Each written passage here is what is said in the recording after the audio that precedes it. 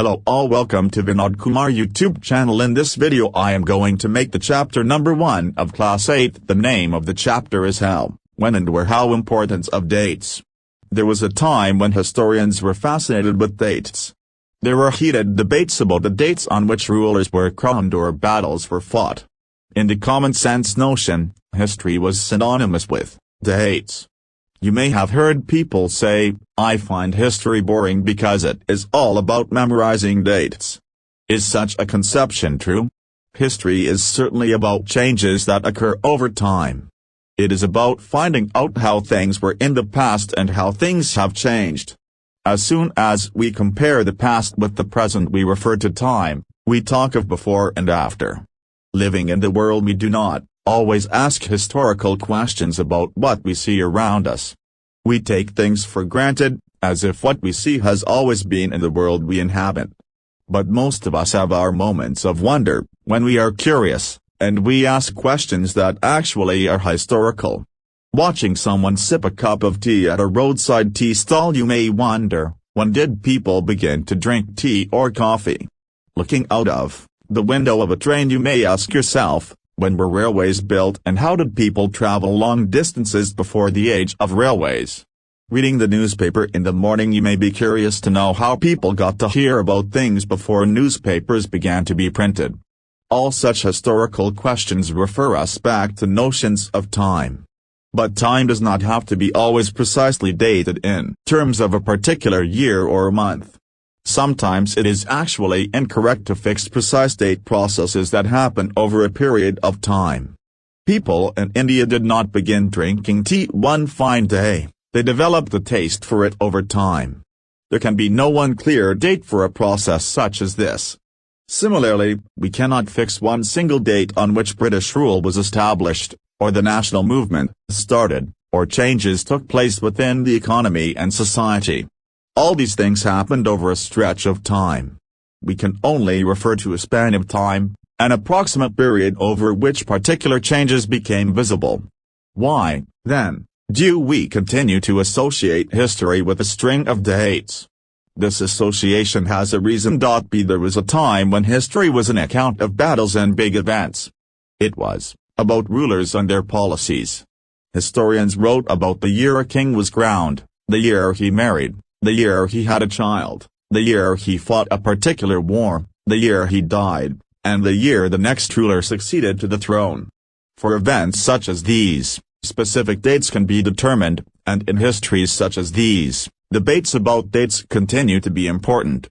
As you have seen in the history textbooks of the past 2 years, historians now write about a host of other issues, and other questions.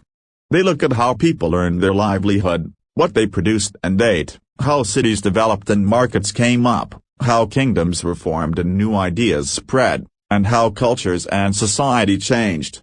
Which dates? By what criteria do we choose a set of dates as important? The dates we select, the dates around which we compose our story of the past, are not important on their own. They become vital because we focus on a particular set of events as important. If our focus of study changes, if we begin to look at new issues, a new set of dates will appear significant. Consider an example. In the histories written by British historians in India, the rule of each governor-general was important. These histories began with the rule of the first governor-general, Warren Hastings, and ended with the last viceroy, Lord Mountbatten. In separate chapters we read about the deeds of others: Hastings, Wellesley, Bentinck, Dalhousie, Canning, Lawrence, Lytton, Ripon, Curtin, Harding, Irwin. It was a seemingly never-ending succession of governor-generals and viceroys. All the dates in these history books were linked to these personalities, to their activities, policies, achievements. It was as if there was nothing outside their lives that was important for us to know. The chronology of their lives marked the different chapters of the history of British India. Can we not write about the history of this period in a different way? How do we focus on the activities of different groups and classes in Indian society within the format of this history of governor-generals? When we write history, or a story, we divide it into chapters. Why do we do this? It is to give each chapter some coherence. It is to tell a story in a way that makes some sense and can be followed. In the process we focus only on those events that help us to give shape to the story we are telling. In the histories that revolve around the life of British Governor-Generals, the activities of Indians simply do not fit, they have no space. What, then, do we do? Clearly, we need another format for our history. This would mean that the old dates will no longer have the significance they earlier had. A new set of dates will become more important for us to know. How do we periodize? In 1817, James Mill, a Scottish economist and political philosopher, published a massive 3-volume work, A History of British India. In this he divided Indian history into 3 periods, Hindu, Muslim and British. This periodization came to be widely accepted. Can you think of any problem with this way of looking at Indian history? Why do we try and divide history into different periods? We do so in an attempt to capture the characteristics of a time, its central features as they appear to us. So the terms through which we periodize, that is, demarcate the difference between periods, become important. They reflect our ideas about the past. They show how we see the significance of the change from one period to the next. Mill thought that all Asian societies were at a lower level of civilization than Europe, according to his telling of history. Before the British came to India, Hindu and Muslim despots ruled the country.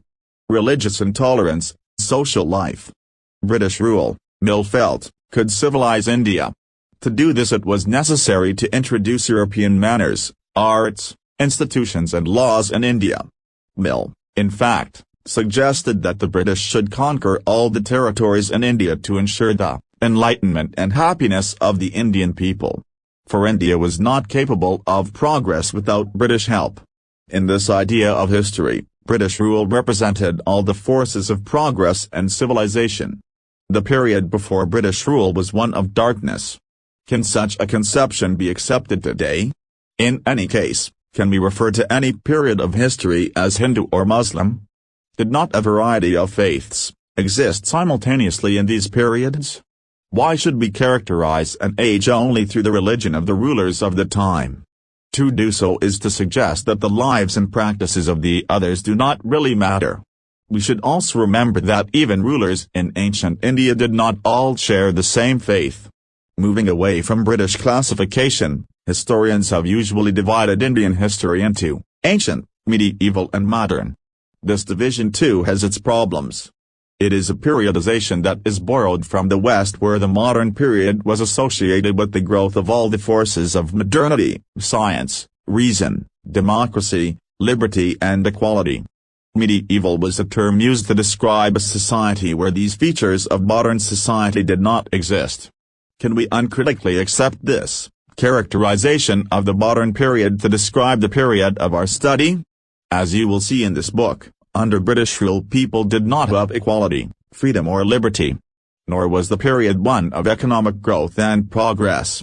Many historians therefore refer to this period as colonial. What is colonial? In this book you will read about the way the British came to conquer the country and establish their rule, subjugating local nawabs and rajas.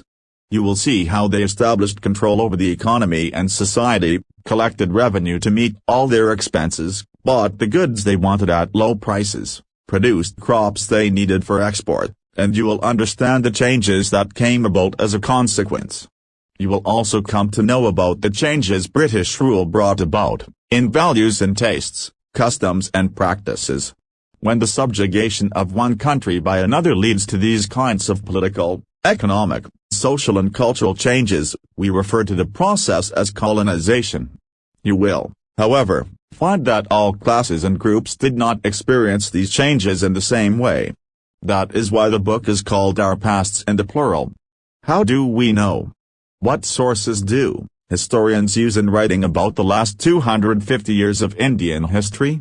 Administration produces records. One important source is the official records of the British administration. The British believed that the act of writing was important. Every instruction, plan, policy decision, agreement, investigation had to be clearly written up. Once this was done, things could be properly studied and debated. This conviction produced an administrative culture of memos, notings and reports. The British also felt that all important documents and letters needed to be carefully preserved. So they set up record rooms attached to all administrative institutions.